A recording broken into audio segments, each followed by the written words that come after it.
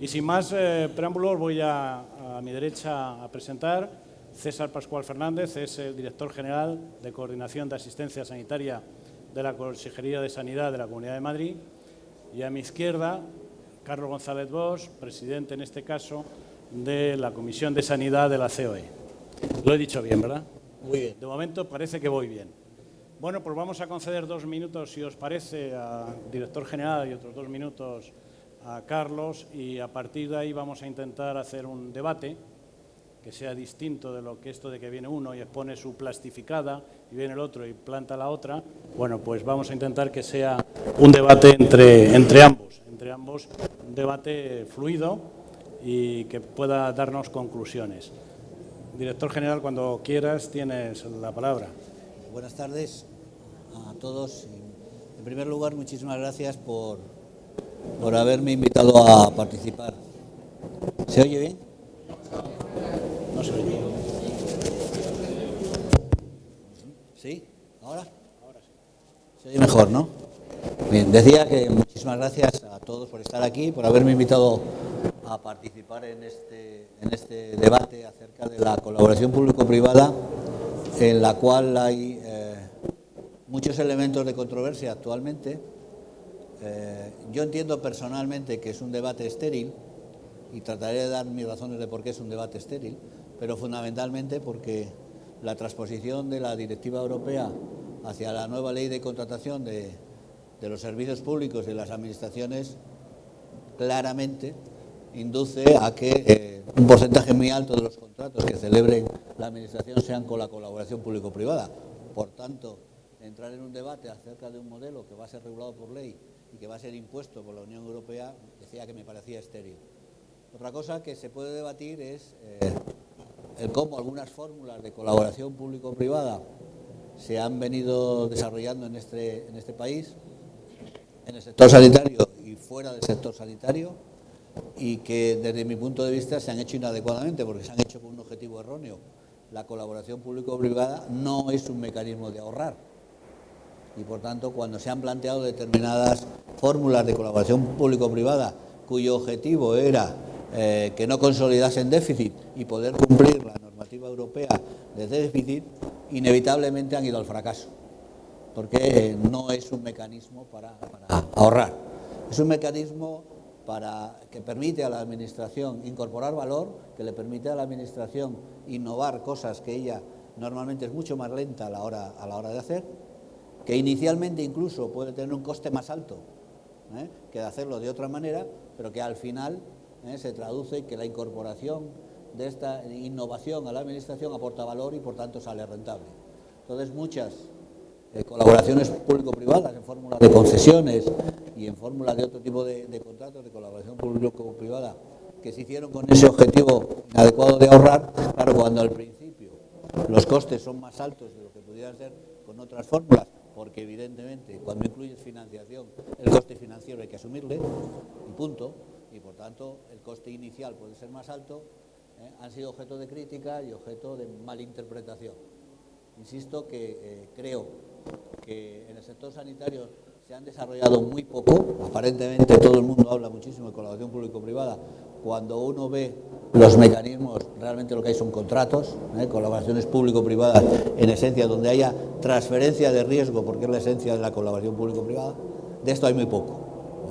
Se ha hablado históricamente de la concertación de la sanidad con hospitales concertados, que es muy numerosa, sobre todo con órdenes religiosas, y lo ha sido históricamente, pero ahí no hay transferencia de riesgo, es un simple contrato, aunque sea una entidad privada que colabora con la administración pública.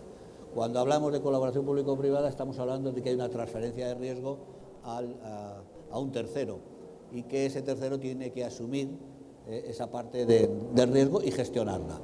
Y de esto realmente hay muy poco. Son contadas las concesiones administrativas que realmente tienen transferencia de riesgos. Si tienen ustedes en cuenta, en España hay unos 850 hospitales, esta fórmula realmente la tienen 15, por tanto realmente la fórmula es pequeña aplicada con verdadera transferencia de riesgo. En cuanto a la colaboración público-privada en materia de medicamento, que supongo que les interesa a ustedes, pues realmente hasta hace bien poquitos años, 3 o 4 años, no ha empezado a hablarse, muy puntualmente en algunas cosas. La experiencia más novedosa, si se puede llamar, y entraríamos a discutir si ustedes quieren, colaboración público-privada, sería el tratamiento de la hepatitis C, donde hemos empezado a introducir mecanismos, como pueden ser los techos de gasto, los contratos de riesgo compartido, etcétera, que pudieran considerarse colaboraciones público-privadas. Lo que pasa es que en un mercado tan regulado, yo tengo dudas que realmente, estrictamente, lo podamos llamar colaboración público-privada. Buenos acuerdos, sí. Colaboración público-privada, insisto que tengo dudas. En síntesis, como introducción. Lo dejamos ahí, Carlos. Bueno, buenas tardes. Gracias a la organización por invitarme a participar en esta mesa. Efectivamente, yo como presidente de la Comisión de Sanidad de la COE quiero mostrar aquí, en el preámbulo de mi intervención, la preocupación que tiene la COE y que tenemos pues muchas empresas privadas de la situación en que se encuentra la colaboración entre la sanidad pública y la sanidad privada. Es verdad, como ha dicho César, que en España lo que hay es no hay una contratación concreta, hay una concertación en la que normalmente lo que se hace es concertar servicios de la sanidad pública con la privada para gestionar y que se produzcan ahorros de costes, y probablemente incluso en algunos casos pues esas transferencias no se consiguen porque no hay interés o no tienen el objetivo de que esas transferencias se consigan. Pero sí que es cierto es que el Sistema Nacional de Salud difícilmente es sostenible sin la colaboración de la sanidad privada. Yo creo que nos encaminamos efectivamente a un debate que en España se va a zanjar muy rápidamente porque, como ha dicho César, pues se va a producir por parte de la Comunidad Europea una directiva que deja claramente concretado la importancia de la colaboración público-privada por el sostenimiento de la sanidad pública. Pero es que además en España el tema de la sanidad privada tiene una importancia capital. Para que nos hagamos una idea, en el año 2000 solo el 2% de las inversiones en sanidad eran privadas, en este momento es casi el 28%. El PIB de la sanidad privada supone el 3,5%, la sanidad pública está en poco más del 5,3%, teniendo en cuenta las reducciones que se han producido en los últimos años. Venimos del año 2009 con 71.000 millones a poco más de 53.000 millones el pasado año. Tenemos casi un 20% de la población española, algo más, que está en aseguramientos privados. Tenemos un porcentaje importante de aparataje que está en este momento en manos de la sanidad privada. Las inversiones en la sanidad privada en aparataje han sido en los últimos años escasas como consecuencia de las limitaciones económicas. Tenemos más hospitales privados que públicos, aunque no más camas, pero más hospitales privados que públicos. Y en definitiva tenemos una larga tradición en nuestro país en la que algunas autonomías, no todas, pero algunas autonomías tenían ya un recorrido largo en cuanto a esa concertación público-privada. La autonomía de Madrid es una de ellas y efectivamente nos encontramos en el preámbulo del fin de un debate que yo no creo que sea estéril el debate, yo lo que creo es que era un debate ficticio que incluso no es pacífico. En los últimos tiempos hemos visto como algunas autonomías pues, han revocado concertaciones concretas en Cataluña, en Navarra, que realmente no tenía ningún sentido, puesto que no había ningún motivo económico ni asistencial que aconsejase hacer esto. Y esto me hace pensar precisamente que la actitud de futuro entre la sanidad pública y la sanidad privada no solo tiene que ser una colaboración pacífica en beneficio de la sanidad pública, sino que tiene que ser algo indispensable. Porque el Sistema Nacional de Salud que nos hemos dotado, que es un sistema global, integral y universal, pues es difícilmente sostenible sin esa colaboración. Esa colaboración tiene mucho que ver con algo que también se ha dicho, y es el riesgo compartido, los techos de gasto, la capitación y todas estas cuestiones que realmente deben ponerse encima de la mesa como justificación básica de esa concertación público-privada. En el sector del medicamento, lo nuestro, lo de las farmacias, es una concertación público-privada para dar un servicio a los pacientes del sistema, a los usuarios del sistema, pero es una concertación. Y todo lo que en el futuro quieren hacer, colegios como el de Madrid, que acaban de firmar un documento, yo creo que importante respecto a profundizar en esas relaciones, tiene que ver con esa concertación. Y yo por eso estoy muy de acuerdo en el hecho de que exploremos las vías para que esa colaboración se produzca por los métodos que creamos conveniente. A mí el método de transferencias de beneficios o riesgo compartido me parece muy interesante, pero yo entiendo que los riesgos compartidos y esas transferencias de beneficios necesitan lógicamente una monitorización, una evaluación, un control, una serie de datos que en este momento no se están produciendo y que probablemente si esos datos se supiesen y se pusiesen encima de la mesa, estaríamos quizá teniendo un discurso mucho más pacífico el que hay actualmente respecto a esta colaboración público-privada. Muchas gracias, Carlos. Yo creo que la sala, y personalmente yo me congratulo con que haya un director general en la Comunidad de Madrid que diga que todas estas fórmulas que a continuación voy a decir no es para ahorrar. Me congratulo con que piense así. Tengamos un director general por fin que diga eso. No sucede en las comunidades autónomas, como bien sabe nuestro director general y nuestro representante de COE, no es así. A ver, cuando hablamos de concesión es una historia. Cuando hablamos de concertación es otra. Cuando hablamos de contrato público y cuando hablamos de subastas, yo no sé cuál es el fin último, pero a mí me parece que es el de ahorro. Por tanto, mi opinión, a no ser que me la cambies ahora, es de que cuando se dan estos pasos es para ahorrar en el sistema. Otra cosa es que el sistema tiene que ser financiable, tiene que tener los recursos adecuados, pero cuando se toman estas fórmulas de concursos públicos, etcétera, etcétera, yo creo que en el fondo sí existe la mentalidad administrativa de ir a ahorrar. Si no me corriges. Sí, no. Permíteme que lo matice. No, háblame en general, no me hables de la Comunidad de Madrid, háblame en general. Te hablo en general. Vamos a ver, hay que cumplir con una exigencia de reducir el déficit. Y eso solo se puede hacer ajustando el gasto. No hay otra manera de reducir el déficit en un momento en que los ingresos pues son los que son y el incremento de ingresos fiscales es muy lento comparado con el gasto que, sobre todo, especialmente en materia sanitaria, va a seguir un crecimiento exponencial con un diferencial sobre el ingreso muy importante. Nos guste o no nos guste. Incorporar la innovación conlleva mucho dinero, pero es que nuestro sistema sanitario, concebido para atender a pacientes agudos, ha conseguido un éxito que es reducir la mortalidad a base de generar enfermos crónicos, y eso es un importante impacto presupuestario en el gasto que está ahí y que hay que asumirlo. Por tanto, si tenemos que cumplir un criterio de reducción de déficit que nos obliga la Administración Central, porque obliga a Europa, y quiero recordar aquí que ya la Unión Europea advierte al posible nuevo gobierno que hay 20.000 millones que hay que ahorrar en los próximos años, y por tanto habrá otro impacto, nos guste o no nos guste, sí o sí. Tenemos que buscar fórmulas que nos permitan contener el gasto. Es verdad que lo fácil puede ser recurrir a un modelo de subasta en el cual el precio lo reduces y eso ha tenido su recorrido, lo ha tenido. Dudo que a partir de ahora lo pueda tener porque ya hay muy poco margen donde poder trabajar. Lo mismo que tuvo un impacto muy importante era la reducción de salarios a los empleados públicos y además impacto inmediato, y permitió contener gran parte de ese déficit, pero ahora estamos en el momento contrario. Por tanto, es cierto que muchas de las medidas que se han tomado, podamos llamarlas ahorrar, podamos llamarlas contener el déficit, y que ha dado lugar a mecanismos perversos en los cuales la fijación de precio ha estado por encima de cualquier otra consideración, y lo sabe muy bien la industria farmacéutica, a la cual se le han bajado unilateralmente los precios, lo sabe muy bien, lo sabéis vosotros por el impacto que ha tenido a su vez, y además ha sido una decisión unilateral, como la reducción de sueldo de los funcionarios, no recurrible, pero en este momento las posibilidades de seguir manejando esa herramienta yo creo que tienen muy poco recorrido. Tienen muy poco recorrido. Sí. Vale. Bueno, me convence. Puedes contestar, pero yo quisiera introducir también lo que es la calidad.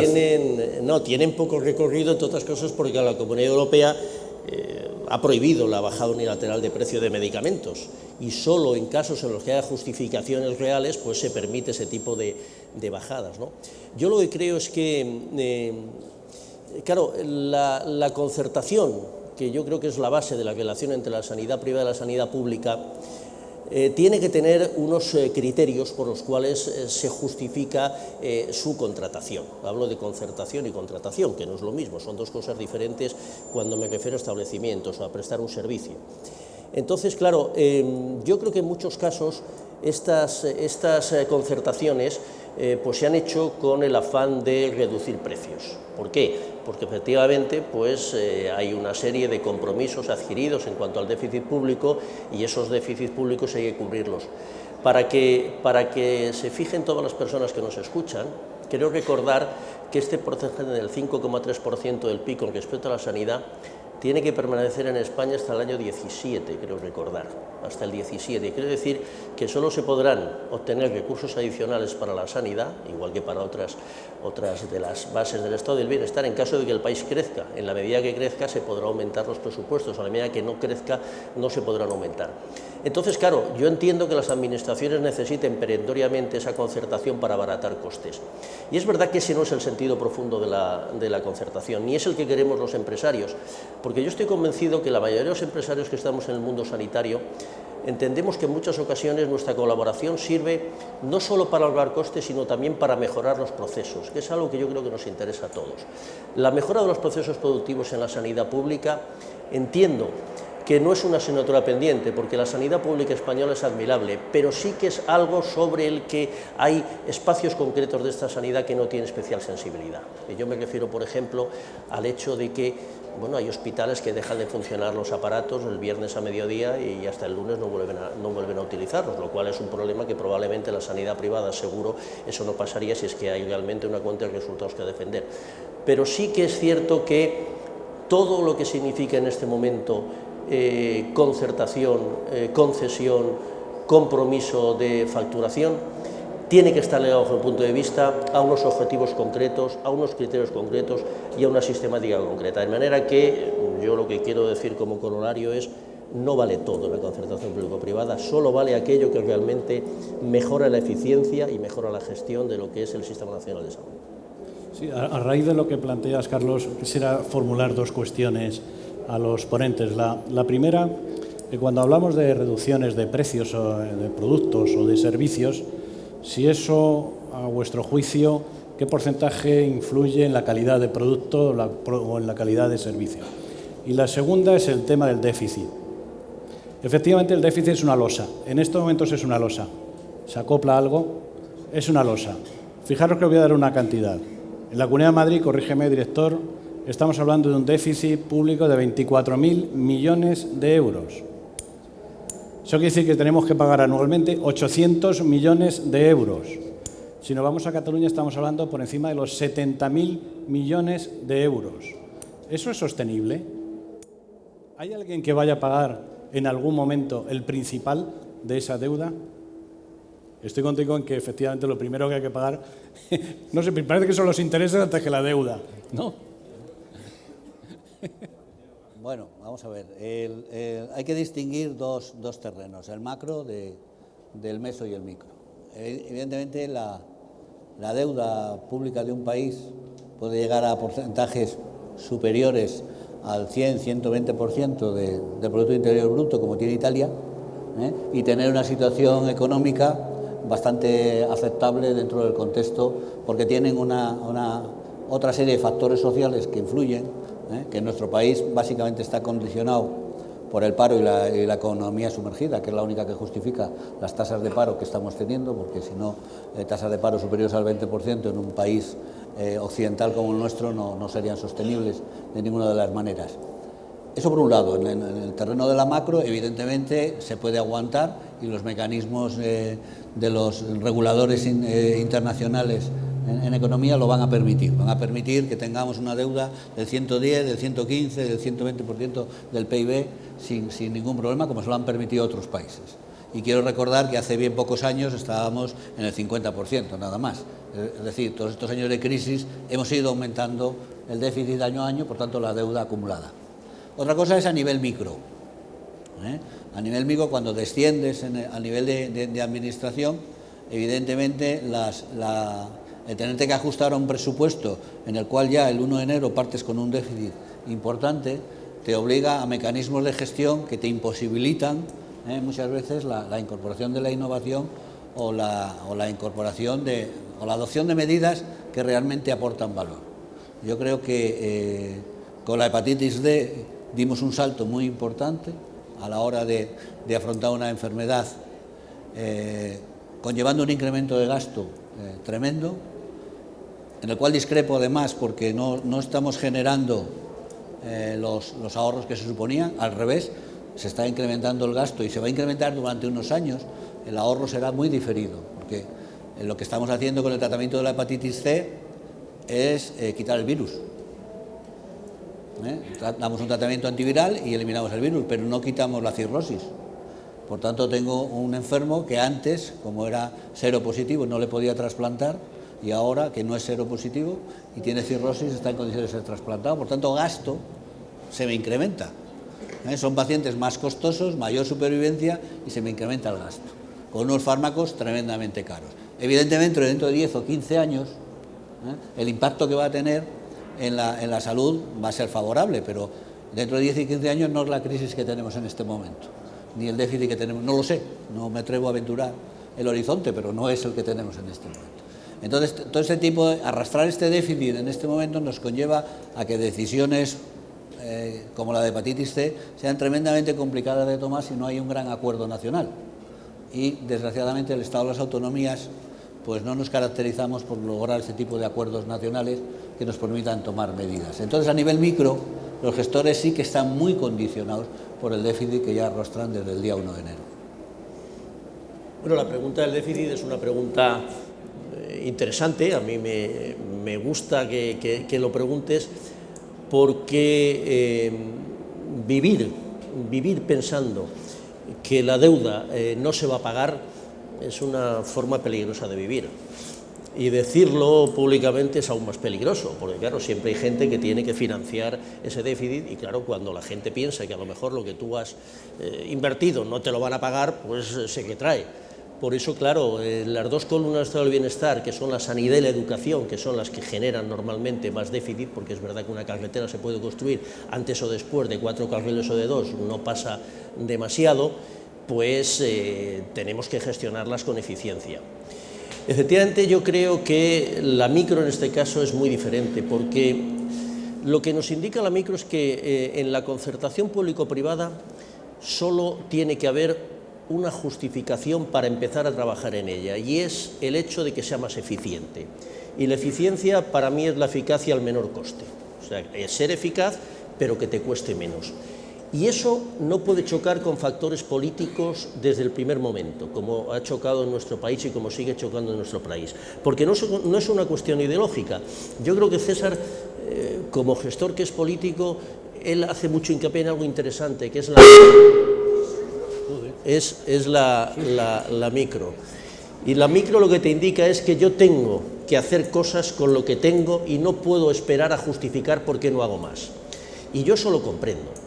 Pero claro, cuando en un país como España el 20 y tantos % de la población paga un seguro privado, y eso está generando unos ahorros de costes importantes en la sanidad pública por la no utilización de la sanidad pública por parte de los asegurados privados, y la sanidad privada sigue invirtiendo, a pesar de que ha habido años en donde realmente la economía pues ha estado en declive, quiere decir que hay un factor primero muy importante. En España existen condiciones objetivas para que la colaboración público-privada sea eficiente, porque existe este tejido sanitario privado que va a fortalecer el sistema público de salud. Y además estamos convencidos, las personas que estamos en esa sanidad privada, que la gestión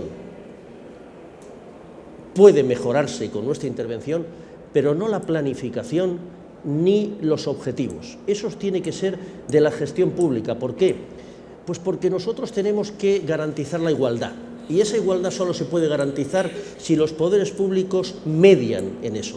Porque es verdad que la sanidad privada, como todas las cuestiones en las que de alguna forma tienes una cuenta de resultados como una necesidad perentoria, tiende a intentar optimizar al máximo los recursos.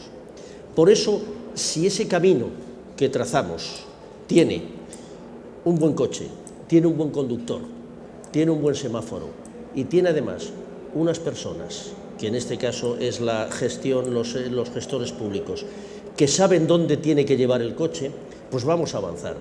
Ahora, el tema de los recursos disponibles. Claro, es que el tema de los recursos disponibles, un país como el nuestro tiene que planteárselo muy seriamente, porque nosotros lo que no podemos caer es en el error de pensar que el año que viene nos permitirán el 120 y el año siguiente el 130. Porque eso, en países que no crecen o en países en declive, tiene sentido, pero creciendo al 3% aumentar el déficit público tiene sentido. No tiene sentido. ¿Cuándo lo vamos a disminuir? Porque solo hay dos formas de disminuir el déficit público. Una creciendo y otra es generando inflación. No hay más. Si estás creciendo y no limitas el déficit público, inflación no podemos generar porque obviamente está fuera de nuestro alcance, pues efectivamente tenemos un problema macro que lo hemos trasladado a la micro, y yo coincido con César en que efectivamente la micro es lo que nos condiciona ahora mismo de una forma absoluta. Sí, yo quería plantear, porque has utilizado la eficiencia, por un lado, y por otro lado me parece que has dado el 20 y tanto % de personas españoles que tienen un seguro privado, ¿no? El problema que se plantea en la realidad de ese 20 y tanto % de seguros privados es que al final cuando tienes una patología seria, cuando te surge una patología seria, terminas en el sistema. Esto es en líneas generales, puede que no sea así, pero digo, en líneas generales terminas en el sistema generando también gasto, ¿no?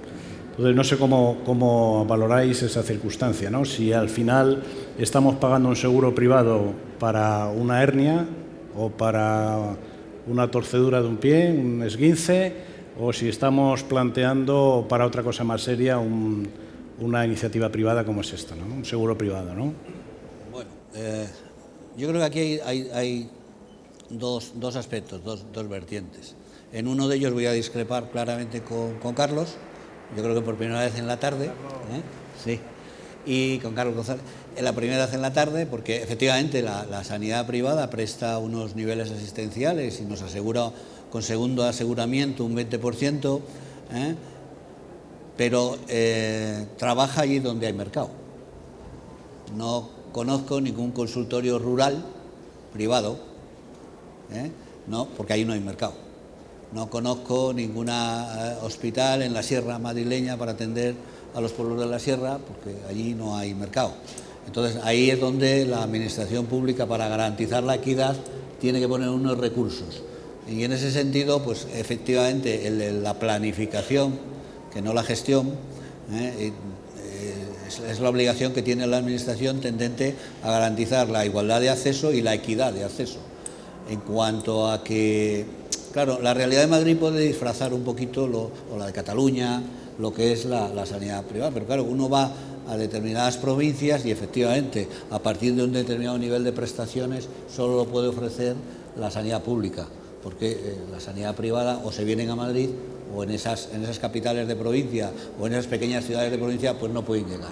Sin embargo, lo que sí es cierto es que en los últimos años la incorporación de tecnologías y de complejidad a determinados hospitales de la red privada ha sido espectacular y hay hospitales de la red privada que están haciendo trasplantes, por tanto que tienen cesures y que están haciendo una complejidad absoluta. Sin embargo, estadísticamente no son significativos dentro del panorama de la sanidad. Yo creo que hay que distinguir, por tanto, lo que es actividad complementaria de lo que es que es, desde mi punto de vista, la labor fundamental que está haciendo la sanidad privada, y cierto grado de actividad equivalente o cierto grado de actividad al mismo nivel que están ganando desde hace aproximadamente unos 10 o 15 años para acá, efectivamente, pero que eso todavía porcentualmente es muy poco para poder decir que el doble aseguramiento pudiera garantizar. Sin embargo, hay cuestiones que creo que sí debiéramos plantearnos como país, ¿no? Es asegurar el qué, los niveles de aseguramiento. Yo creo que una póliza de aseguramiento de una atención primaria es muy barata, una póliza de aseguramiento de una serie de prestaciones básicas es muy accesible, una póliza de aseguramiento total muy pocos ciudadanos españoles se la pueden permitir, porque las compañías aseguradoras van a elevar las primas a unos niveles que no serían asumibles.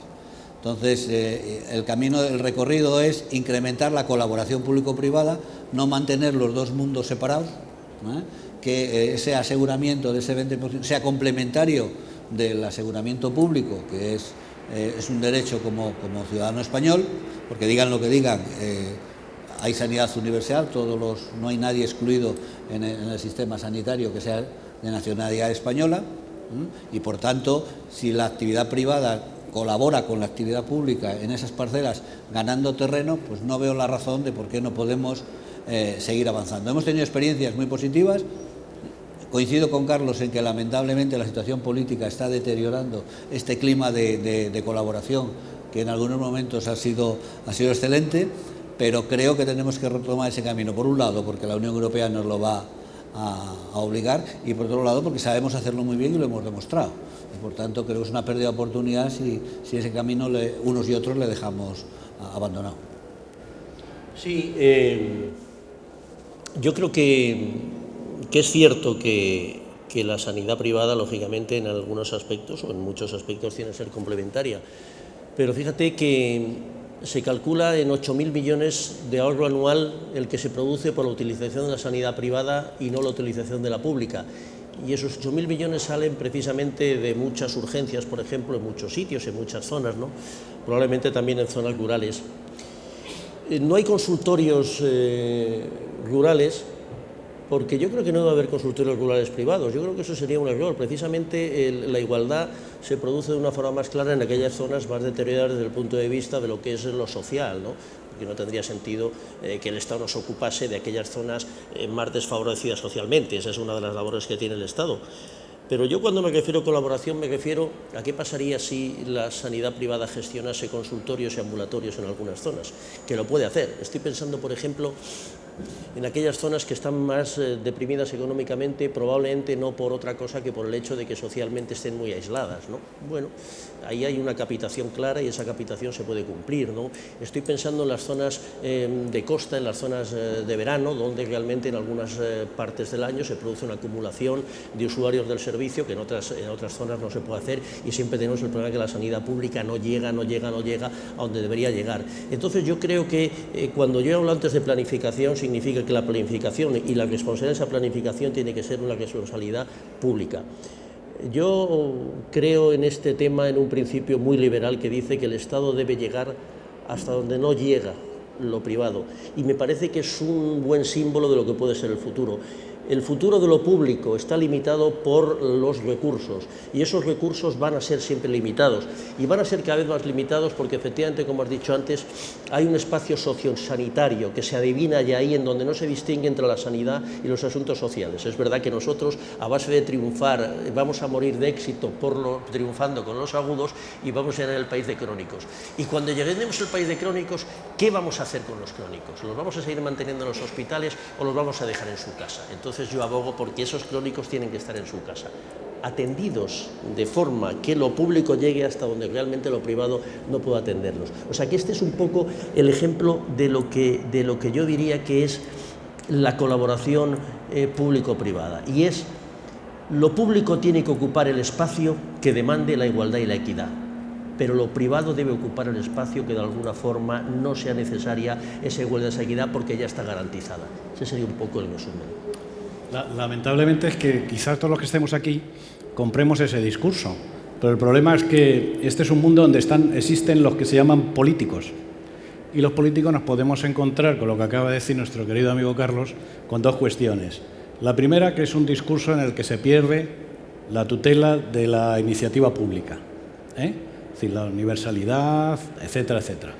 Y la segunda, que gana la privada porque gestiona mejor lo público.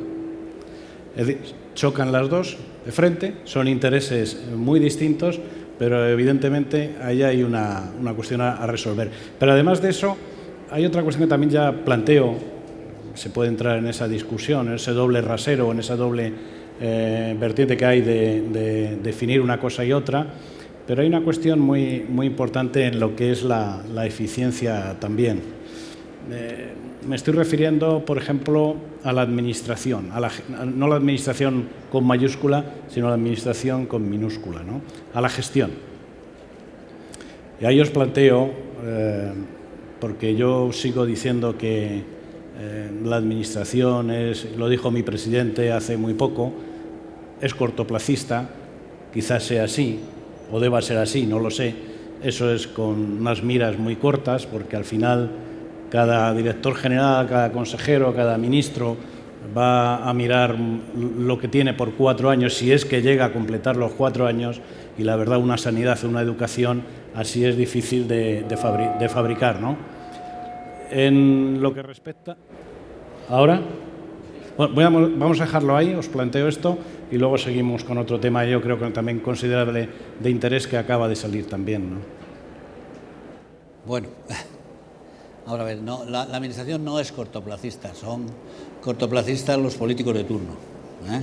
La Administración está ahí y seguirá, y pasaremos todos, pero seguirá, ¿eh? Son ladrillos, ¿no? No, la Administración seguirá, y además creo que es el garante de un Estado de Derecho. El valor de la eficiencia, que decía un viejo profesor mío cuando yo hice de los primeros másteres, eficiencia es eficacia más decencia, y esto parece que en los últimos años en la Administración pues no ha brillado precisamente ese valor, ¿eh? Es cierto que a la Administración le cuesta mucho ser eficiente por una razón, porque está basada en el derecho administrativo, y el derecho administrativo es un derecho que es garante. Entonces, todo lo que no es previsible no cabe en el derecho administrativo. Cabe en el derecho mercantil, pero en el derecho administrativo no. Entonces, por eso hay unas figuras que son los interventores, que te fiscalizan lo previsible. Y cuando vas con un planteamiento innovador que no es previsible, al no tener cabida en el derecho administrativo, pues no puedes hacerlo. Simplemente no puedes hacerlo. Y está vinculado también a los presupuestos, que están hechos para ser previsibles, aunque luego todos sabemos que por ahí está el déficit, de que no son tan previsibles, cuando constantemente estamos generando un déficit, ¿no? Pero esa es una de las grandes losas que tiene la Administración, a diferencia de otras administraciones, de otros países europeos, ¿eh? La nuestra está basada en el derecho administrativo romano, seguimos anclados en una administración napoleónica, copiada de Napoleón, que la introdujo cuando vino a España, y seguimos manteniendo el mismo esquema de administración, con generales, coroneles, capitanes. Pues la Administración es lo mismo, va por rangos y no nos salimos de un planteamiento jerarquizado y muy sometido a una regulación muy fuerte. Los intentos de quitar regulación en España, no solo en la Administración mucho más difícil, pero en los mercados, siempre han sido muy costosos y muy difíciles históricamente, y lo siguen siendo. Y yo creo que esa es la gran losa que tiene la Administración, que le impide adecuarse. No es posible que estemos hablando en el mundo en que estamos en este momento, que probablemente esto se esté grabando y dando en streaming, pues tengamos hospitales que tienen papel. Es que es tan anacrónico, que la Administración siga moviéndose con esos parámetros, y que tengas que hacer un expediente con una DOK, que ustedes no saben lo que es, pero llegar a una DOK es tremendamente complicado.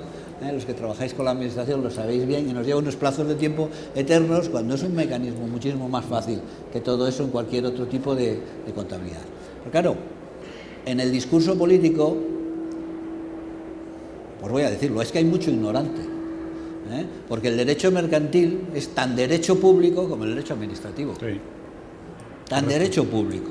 Entonces, confundir gestión con administración es un error.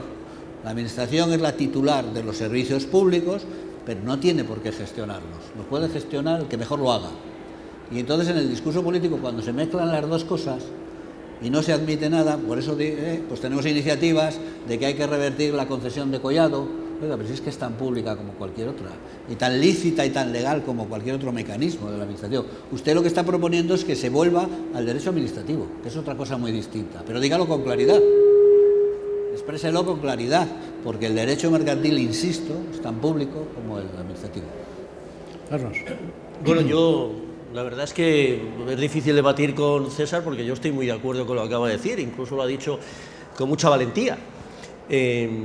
La gestión privada no es per se mejor que la pública. Lo que pasa es que la gestión privada tiene una sensibilidad que no tiene la pública, precisamente porque la pública tiene gestores que probablemente estarían de acuerdo, como César, con una gestión eficiente y vinculada a unos resultados y a unos parámetros, pero hay unos políticos que efectivamente tienen unas ideas que muchas veces no tienen nada que ver con el derecho administrativo, probablemente no conozcan la diferencia entre el derecho administrativo y mercantil, si tiene que ver con una ideología, que aún es peor, porque claro, el derecho administrativo en el fondo, bueno, pues te da un cierto margen de maniobra, pero la ideología no tiene margen de maniobra, y efectivamente los políticos son cortoplacistas porque cada 4 años se presentan elecciones y son seres humanos que viven de una palabra que son votos, y esos votos se consiguen siempre y cuando de alguna forma tengas algo que ofrecer que de alguna forma también no haya ofrecido el que estaba antes o el que quiere estar en vez de ti. Pero yo creo que eso tiene poco recorrido, porque la Comunidad Europea efectivamente cuando habla de la concertación público-privada lo habla sin ánimo peyorativo, en absoluto, ni habla sobre el derecho mercantil o habla sobre el derecho administrativo, habla sobre una cosa que es precisamente una gestión pulcra de los recursos públicos, teniendo en cuenta además que esa gestión se refiere a recursos públicos limitados.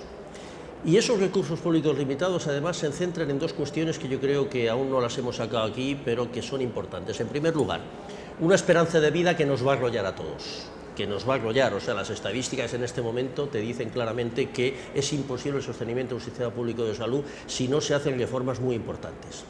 Y en segundo lugar, un deseo de calidad y de bienestar por parte del ciudadano que no tiene límite, no tiene parangón como ha tenido en la historia. Si alguien dijese, oiga, mire usted, es que estos señores que vienen de Siria se conformarían con tener la posibilidad de acudir a algún establecimiento sanitario una vez al año para que les miren, oiga, tengo algo, pero es que nosotros pensamos que tenemos que tener una farmacia al lado del domicilio, un ambulatorio al domicilio, un hospital a 20 kilómetros y encima que no haya listas de espera.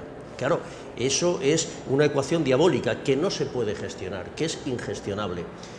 Yo admiro, sinceramente, a los funcionarios, a los expertos que están gestionando la sanidad pública con directrices políticas, porque probablemente no estarán de acuerdo en muchas de ellas, pero lo están haciendo con una gran profesionalidad.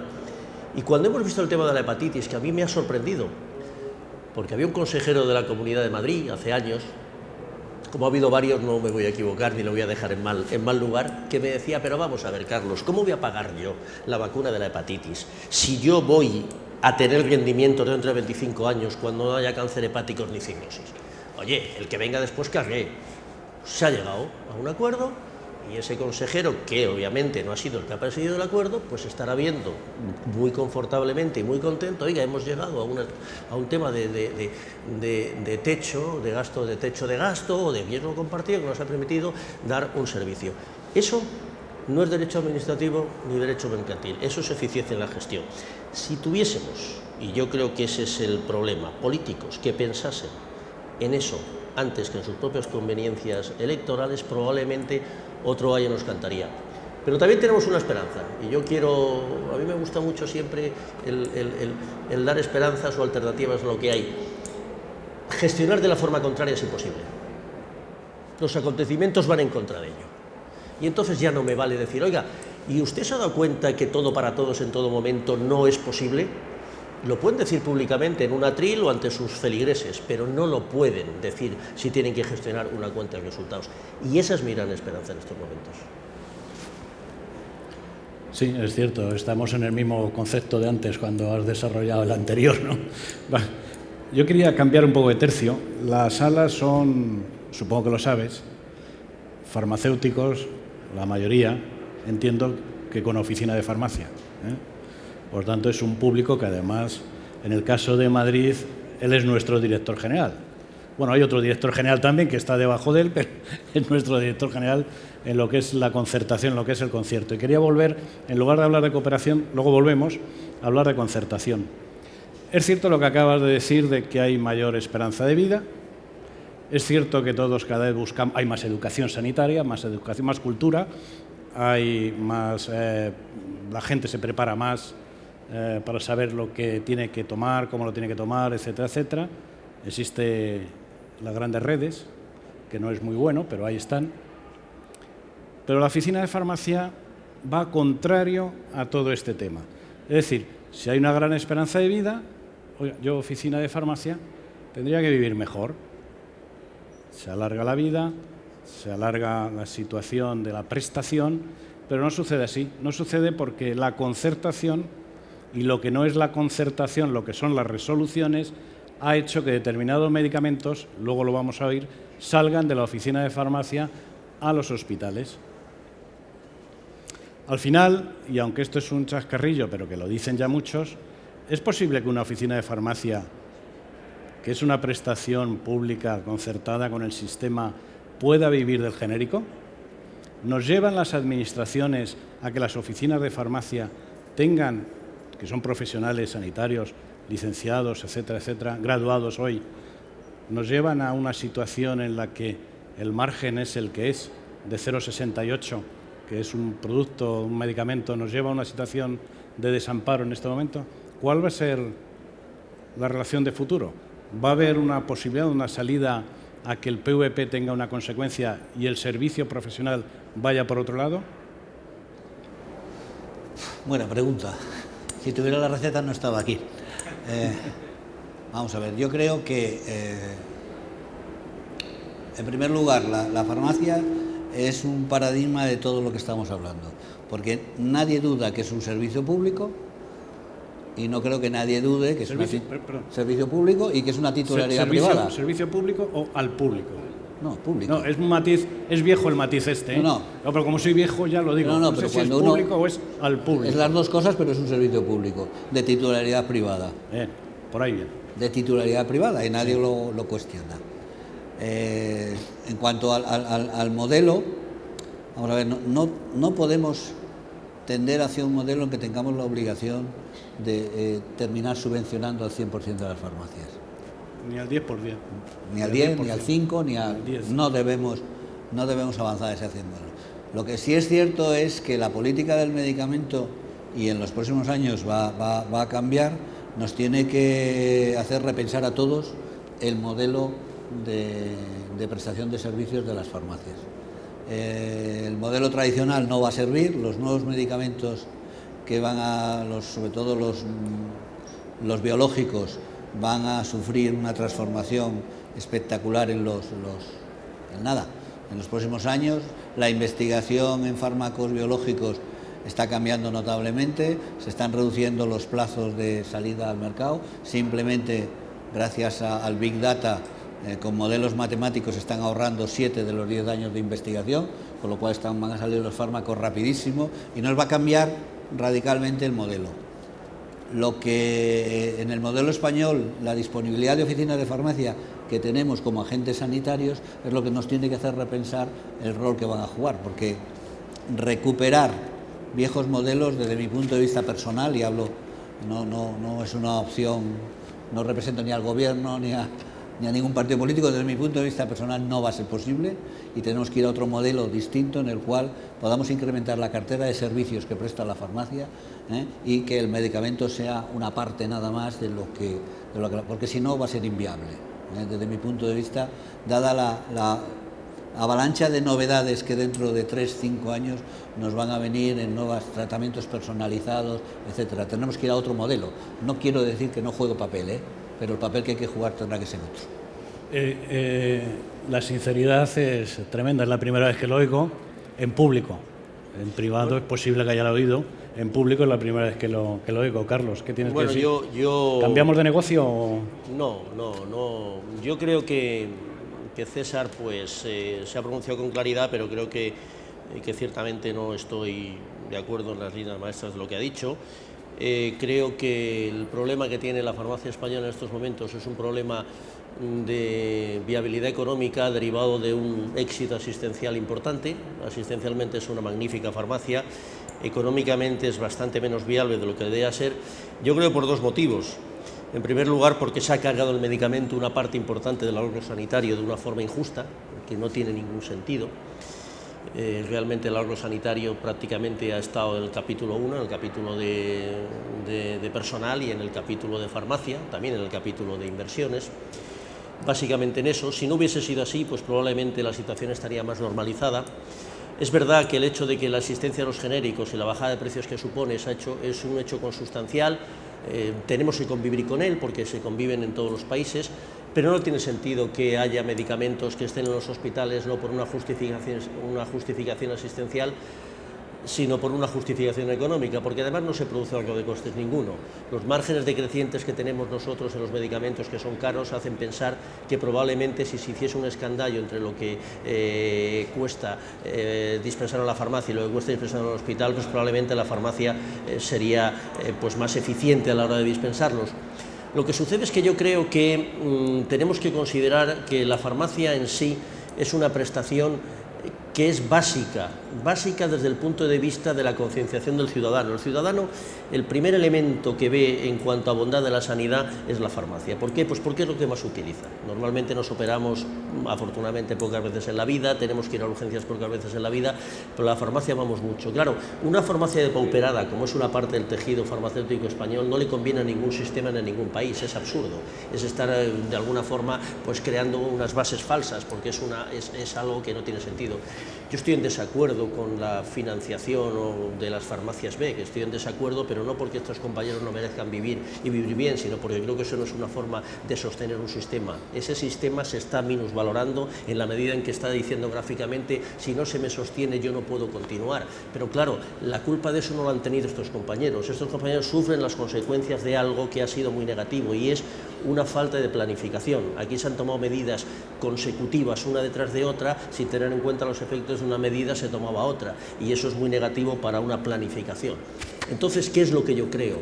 Yo creo que razonablemente tenemos que garantizar que en la farmacia te están los medicamentos porque asistencialmente deben estar ahí y los que no están en la farmacia es porque asistencialmente no deben estar ahí, dejar la justificación económica para otro momento. Pensar que los medicamentos biológicos, donde va a haber una gran batalla y donde la farmacia, la oficina de farmacia se va a, de alguna forma, jugar su futuro, porque ya empiezan las voces de que los medicamentos biológicos solo deben estar en los hospitales. Y no es cierto, medicamentos biológicos son las insulinas y jamás han estado en los hospitales, han estado en las farmacias. El paciente quiere que esté en su farmacia de cercanía el medicamento. Entonces, ¿cuál es el problema? El problema, volvemos a lo mismo, es que los gestores sanitarios convenzan a los políticos, que son los que tienen la jerarquía sobre ellos, de que la oficina de farmacia es un colaborador del sistema que es mucho más barato que todas las iniciativas que se han tomado hasta ahora. Pero nos encontramos con un problema también, y es que jamás se mide. En este país tomamos decisiones y no las medimos, ¿no? Y si las midiésemos probablemente tendrían que ocurrir dos cosas. Uno, que se vería claramente los errores de gestión de algunas personas a la hora de tomar esas decisiones, me refiero políticos, y en segundo lugar, que eso debería conducir a una asunción de responsabilidades. Si no hacemos ninguna de las dos cosas, pues estaremos en lo que estamos, y depauperando un servicio como el farmacéutico, que es una de las claves de nuestro estado de bienestar. La verdad es que lo que planteas, yo lo he escuchado, yo no sé si llevo entre vosotros 38 años, ¿puede ser? Puede ser. Lo vengo escuchando siempre que escucho a un ministro, un consejero, dice lo que dice Carlos, y es que es así, y es verdad, porque yo me creo que efectivamente eso es así, pero luego no es así. La certeza es que no es así, y la certeza es que todo el mundo quiere una farmacia debajo de su casa, no debe ser subvencionable, por supuesto, pero luego no se procura los suficientes, no voy a decir recursos, los suficientes servicios para una farmacia de futuro. Luego, César, yo creo que, no sé si lo has querido decir, pero lo has dicho. Váyanse preparando, lo ha dicho. No sé si es que yo estoy mentalizado, pero yo he querido coger esa conclusión, ¿o no es así? Vamos a ver. Sí, no con el dramatismo que tú lo planteas, pero no es menos cierto es que soy periodista. No, bueno, pero claro, yo te lo digo claramente. Vamos a ver, nosotros en Madrid hemos defendido el modelo de farmacia y hemos planteado iniciativas legislativas para defender el modelo de farmacia. Nosotros en Madrid no hemos dejado de pagar a las farmacias y estamos garantizando el pago a las farmacias. Y te podría contar muchas más cosas que a lo mejor pues algunos de sus compañeros que están en la sala lo están sufriendo. Dicho lo cual, digo que también hay que ir repensando el rol, porque esta situación, mira, dudo mucho, yo personalmente, que los fármacos que están en el hospital vuelvan a salir del hospital, de verdad. Lo dudo. Algunos puede que sí, pero yo lo dudo. El gran reto está en la medicina personalizada, porque si empezamos a generar fármacos personalizados para ti exclusivamente, con tu genotipo y tu fenotipo, lo que no tiene sentido es que te haga coger el coche 60 kilómetros para ir a buscar tu fármaco. Y esto está a la vuelta de la esquina, y esto es tener una visión de 5, de 7 años. En este momento uno va a Silicon Valley y en los garajes donde se diseñaban programas informáticos, ahora se están chavales de 18 años diseñando biofármacos para la industria farmacéutica, que le está comprando y le está poniendo millones de euros para desarrollar biotecnología.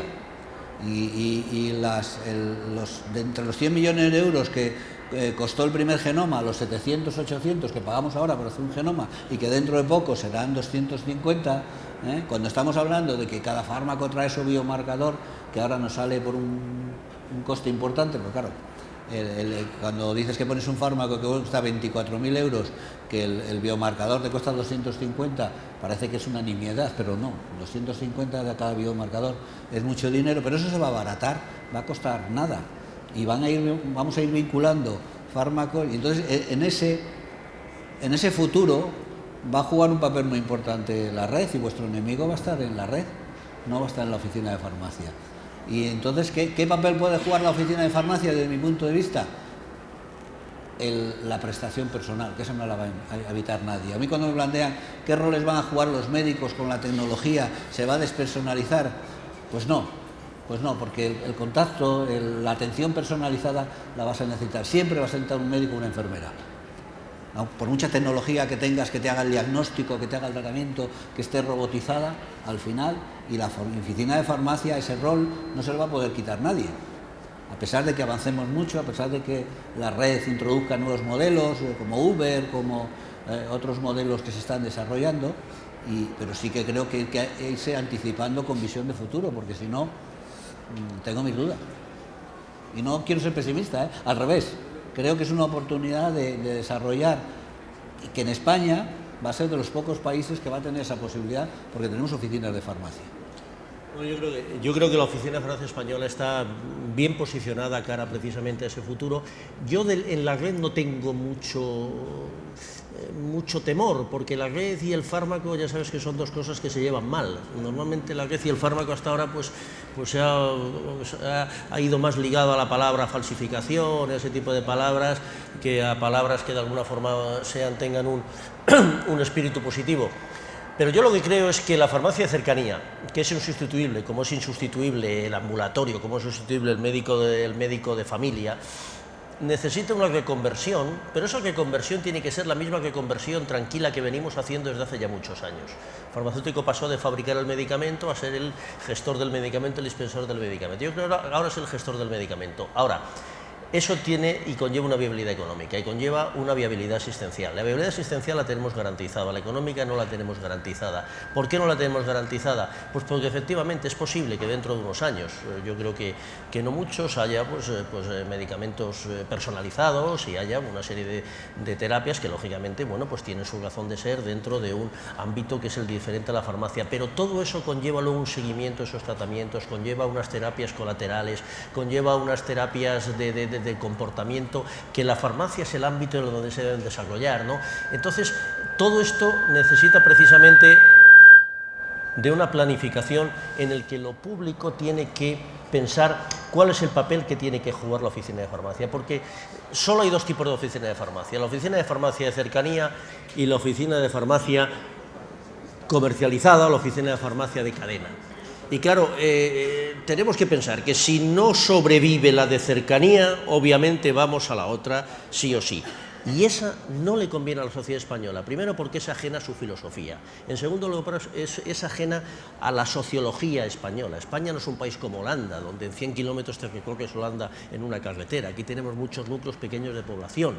Y luego España es un país muy desigual desde el punto de vista de lo que yo diría cultura sanitaria.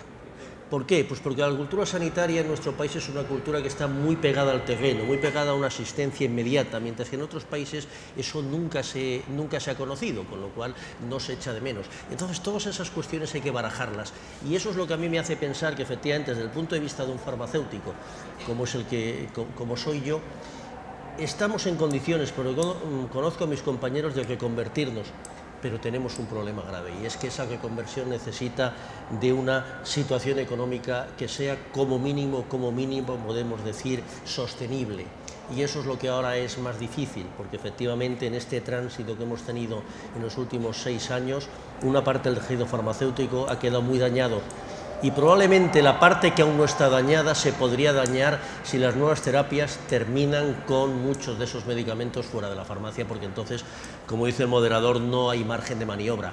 Hay una pequeña esperanza, y es que es verdad que los productos OTC, los productos de medicamento publicitario cada vez son más numerosos, y ahí también hay una buena labor que hacer, pero claro, todo eso es un tránsito lento, y en ese tránsito lento pues no todas las farmacias están preparadas de la misma forma. Pero yo quiero lanzar lanzar un mensaje de que es posible ese tránsito siempre y cuando esa planificación pública de alguna forma respete las líneas maestras de lo que yo creo que es la filosofía del medicamento en nuestro país. Totalmente de acuerdo. El tránsito, cuanto antes se piense en el mejor, mucho mejor, desde mi punto de vista. Sí, por favor. Es que yo creo que, si me lo permites, yo creo que el camino, y no es por barrer para casa, pero yo creo que el camino es el que estamos emprendiendo en Madrid, es el convenio que acabamos de firmar, que nos permita juntos empezar a rediseñar todas las vías que, conservando la esencia de lo que es el modelo español de farmacia, pues podamos darle esa viabilidad y esa sostenibilidad. Y ese camino hay que hacerle juntos. Yo sé que esto no se da en todas las comunidades autónomas, pero creo que nosotros la vía que hemos emprendido es la que nos va, primero, a que de ese gestor del fármaco y del medicamento vayáis como agentes sanitarios también incorporando parte de la gestión de la enfermedad y del enfermo, porque hay una parte importante que se puede hacer en la oficina de farmacia, y por tanto vayamos incorporando los distintos roles que le den soporte a la viabilidad de la farmacia, juntos y pudiendo discutirlo y abiertamente.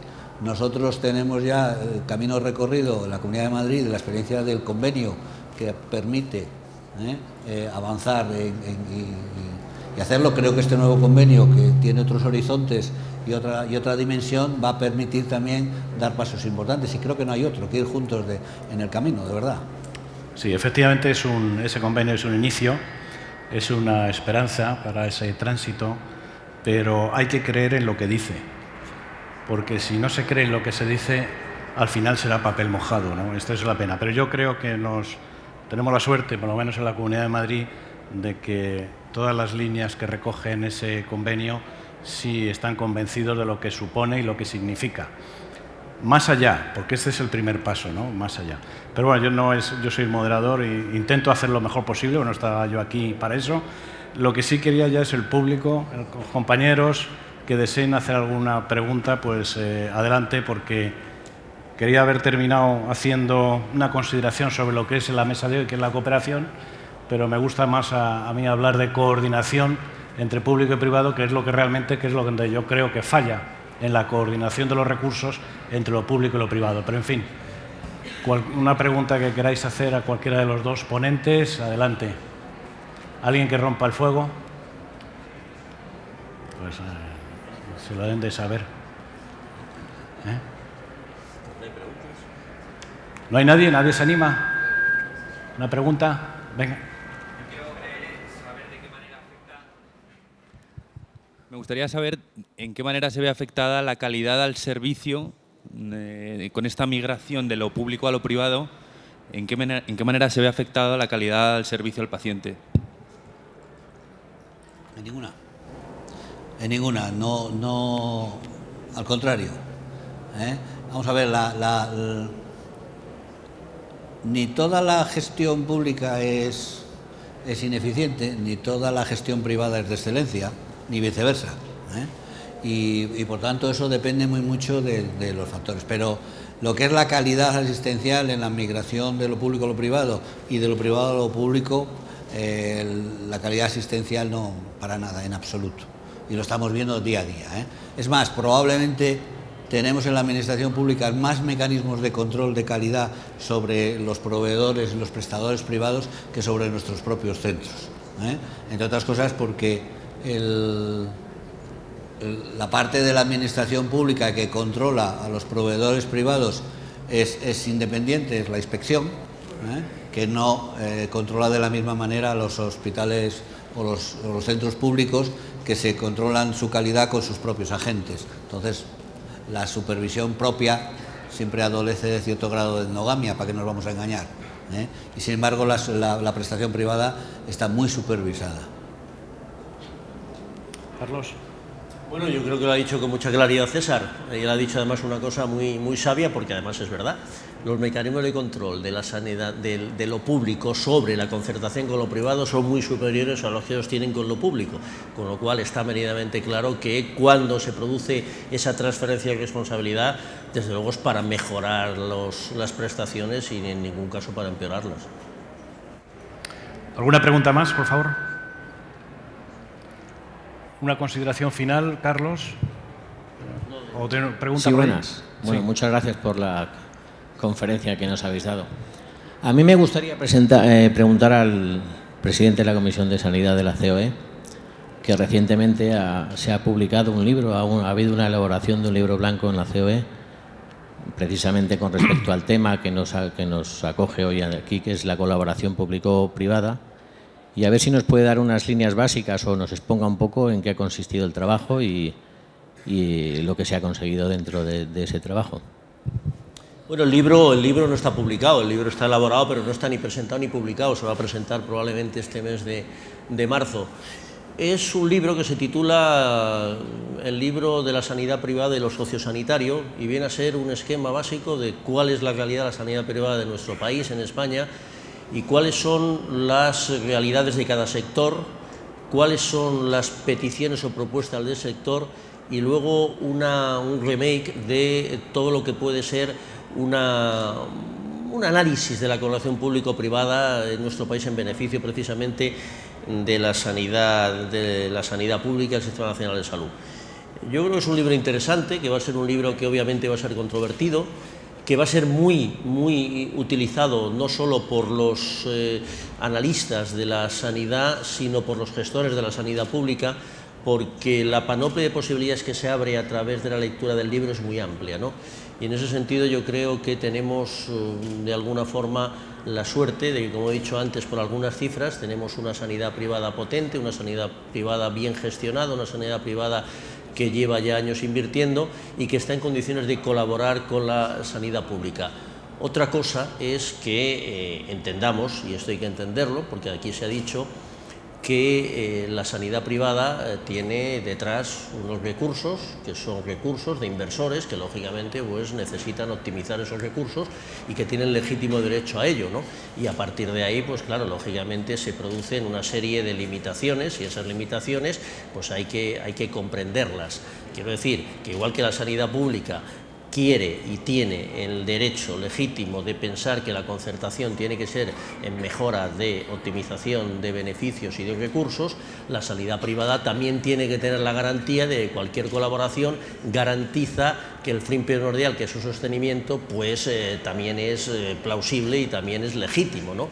Y mientras que ese discurso sea un discurso pacífico, pues yo creo que hay ahí grandes posibilidades de colaboración y yo pues creo que ahí se puede abrir un escenario muy positivo para ambos tipos de gestionar la sanidad.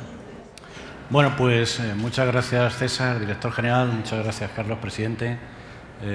Nos han encendido las luces, eso creo que es el aviso, ¿eh? Espero que no lo haya hecho mal del todo la improvisación, pero bueno, muchas gracias a todos y algún titular yo me llevo, algún titular yo me llevo, pero bueno, no lo voy a decir. Muchas gracias, repito, a todos y bueno, seguimos con la siguiente noche.